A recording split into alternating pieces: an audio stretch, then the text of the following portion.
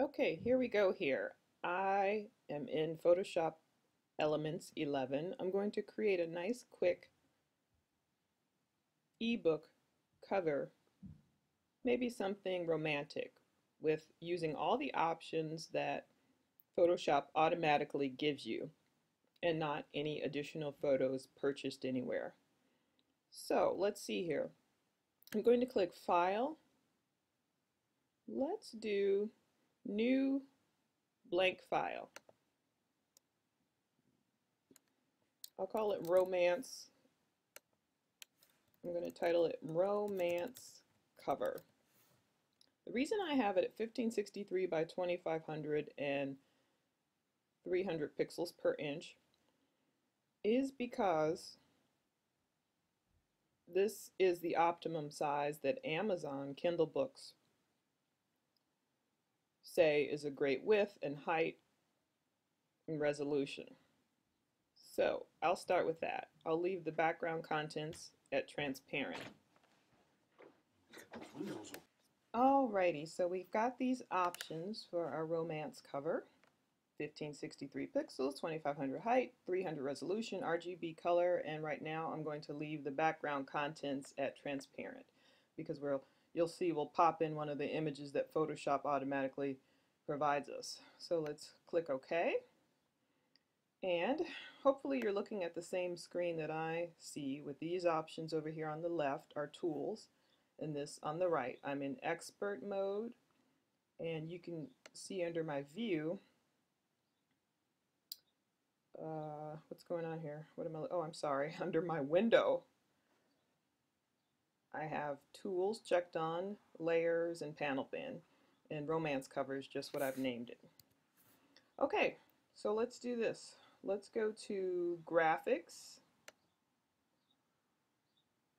And as you see, you have different options here, but I'm choosing by type because I'm looking for backgrounds. So let's see that you can see they have a plethora of backgrounds here, just automatically offered. So I thought if we create a nice romance type of cover, let's look for something cute. That kind of looks cute. Oh, that's cooking. You can actually hover over them and they'll give you an idea of what they are. So we're not really cooking necessarily, but you know what? I'm going to double click that and you can see it says downloading asset, please wait, just to get a better view of what the heck it is. There we go. Oh, now I can see. That's kind of cute with different utensils. Very cute. I don't know if we'll use that one. Could be something kind of hot and spicy, but I don't know if I'd really want to create that. Oh, there's something cute about love. So we have hearts, which might go with a nice kind of romantic book. Some kind of chick lit or stuff I don't even write. So, okay, poinsettias. Nice and Christmassy. So basically, you just scroll down through.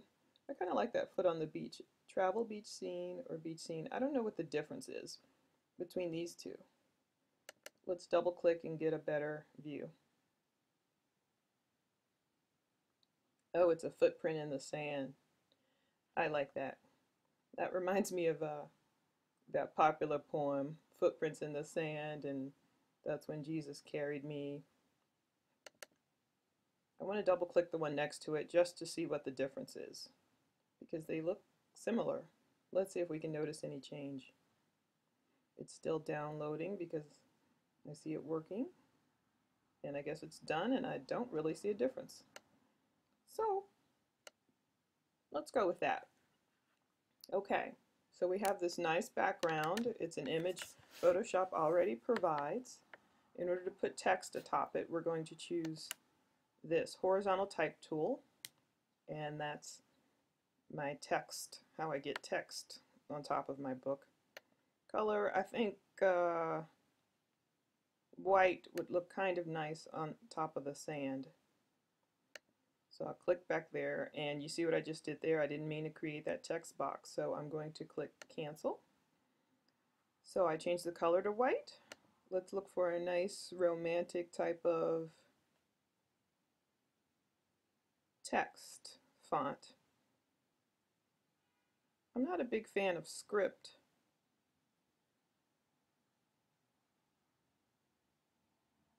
Because you want it to be readable. That curls is kind of cute, but we don't want to get too cutesy here. I do like this Giddy Up standard. Let's just try it and see how it looks. And regular doesn't give me any options, and it just kind of clicked. And I like it right aligned in this instance because we need to work in this area. We don't want to write white on top of this white to make it unreadable. Okay, let's do this. We're going to start drawing our text box. I'll still start here in the corner. I'm just holding down my mouse or trackpad, clicking on the left side, and while it's still held down, I'm dragging a nice big text box. In fact, let's just drag it. Let's drag it all the way down, almost to the length of the photo background, but giving it a little bit of room. Now it's telling me, do you like this box? Green check or cancel. I like the box, so I'm not going to hit anything yet. I'm clicking within the box to start typing. I'm going to type a title, How, and I'm hitting return, to love me. And as you can see already, that is, today is small, very small, so I'm highlighting it, just dragging, clicking my left side of my trackpad and dragging it down. And instead of 36 points, let's see how 60 points would look. Not bad. This particular text could stand 72 points. Let's hit enter to pull it down a little bit, and that's good. You could even force a larger font in here. Let's try 95. You know what? That almost works. Just trying to get it situated. Say if we go down like this, we could even look at when this turns. I don't know if you can see that, but it just turned to an arrow, so I'm going to pull it down a little bit. And I'm going to say okay. Okie dokie. We've dragged that down, that box down a little bit. Once that turned, let's click back in the box. Once that turned to the arrows, that's when you can adjust things. Let's say if you see that, I could actually squeeze it like that or out like that. So let's kind of leave it right there. It goes well. And we'll, before we say okay, I'm going to go ahead and I want to add the author's name. You see what happened here? I have to click back on the text. You can say apply the transformation and back on layers. I'm on my text box. There we go. So I want to hit enter, and I'm just going to add the author name at the bottom. Let me give myself a little more room. There we go. Let's try right around there. So I'm here, I just hit enter, and let's just give it the author name of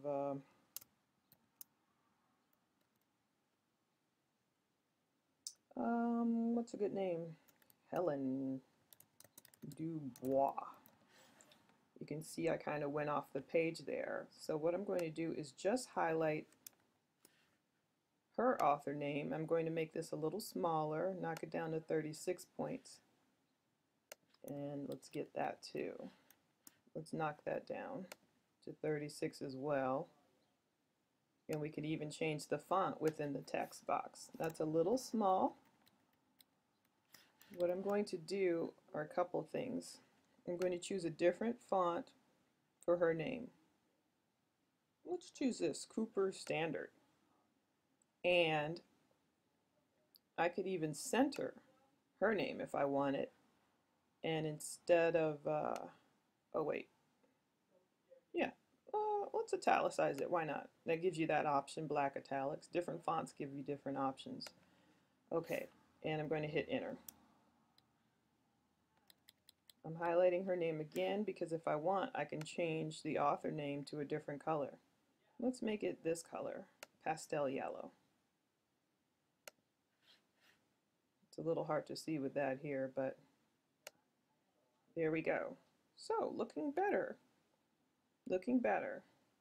And if we want to do something a little bit fancier with the font, one thing I want to do is pull that down one little bit. Whoops.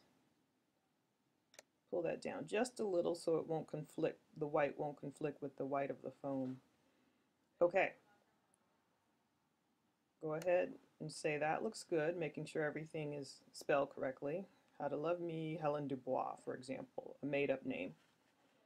Next, I'll choose Filter, making sure I'm still on my text box options. Actually, I'm sorry, what I want to choose is, I haven't done this in a while, Layer. Layer Style, Style Settings.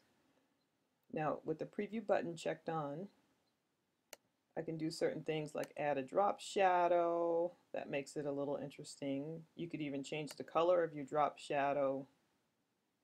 Let's see if we changed it to gray. Some of these changes are in the distance. It's very subtle. The glow I love, which is less subtle. The inner is more subtle, but if you click the outer, you see that? That's kind of nice. I kind of like that. And you can change the opacity of the glow, make it hardly any, the opacity, the thickness, the see-throughness rather. We go all the way that way. So that's kind of dreamy and romantic. Go out that way, all the way if you want. Why not? The bevel gives it a little depth. Depth, that's a hard word to say. Take it off or put it on. I don't know. Let's take it off. I sound like Peter Brady there. And the stroke I generally don't like, but just to give you an idea of what kind of crazy stuff you could do with a stroke there. But we'll take it off for now. So that looks good enough. And say OK. And note the way we drew a text box there, we could actually draw a separate text box. If you want like different layer styles, we could draw a text box only for our title and then a separate text box for the author name, and then that way we could play around and do something different. Let's go back here. And if I wanted to, I could decide to make this a little bit different. Instead of that color, you see how it looks in magenta. Or since I put the glow on it, it turns out kind of pink, which is kind of nice if it were like a romantic book. So I'll say okay. That's still a little hard to read. I'm going to click back on text and perhaps give this an even stronger color. Let's see what red looks like.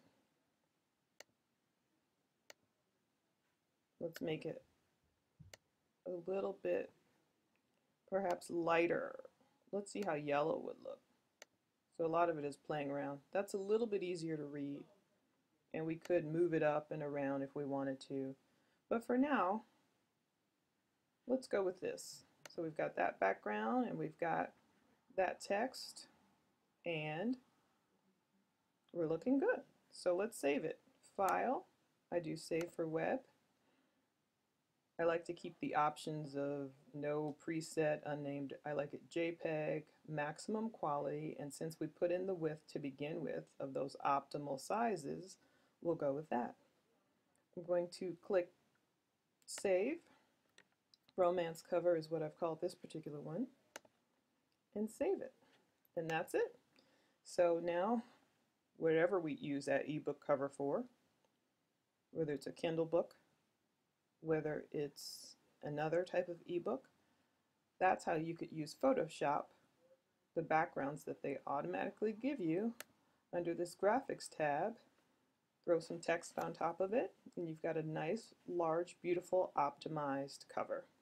Alrighty, happy book writing!